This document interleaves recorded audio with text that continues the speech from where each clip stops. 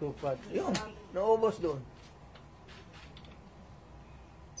Naubos ni Romualdez sa... Kasi Romualdez, congressman lang, pero left and right ang pamigay niya. Oh, may tag 5 mil kayo ngayon. Nakita ko sa CCTV kagabi.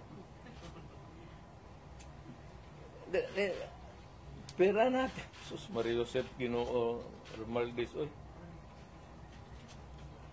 Nangawa ka naman sana sa amin.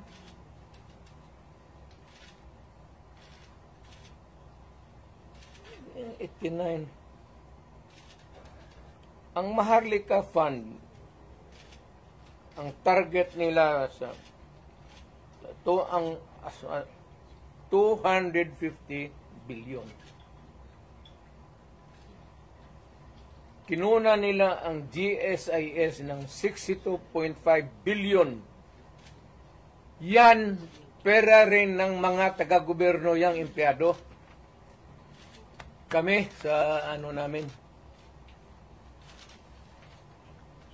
Sa mga trabahante yan, mag-housing loan ka, ito, kinuha, binigay para ayuda.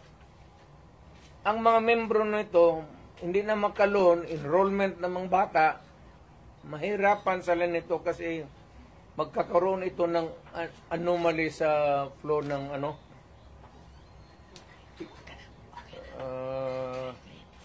ang SESS, kinuha rin 62 billion. Private rin yan. Para sa mga empleyado, LBP 62 billion. DBP 62 billion. Kaya iyang sa sundalo,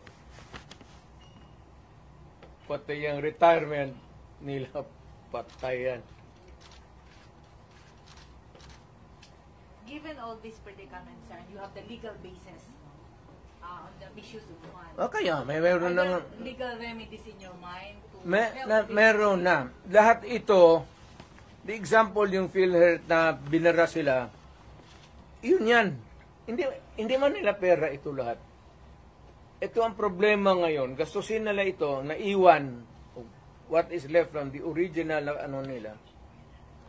Kagaya nitong PhilHealth, 89 billion. Ang naiwan ay 29 billion na lang. So, kung walang pera, anong gawin nila? Maghiram. Ano pa jagulin nila yan? They would spend it. Ayuda. Hindi na may jagol mo yung ayuda.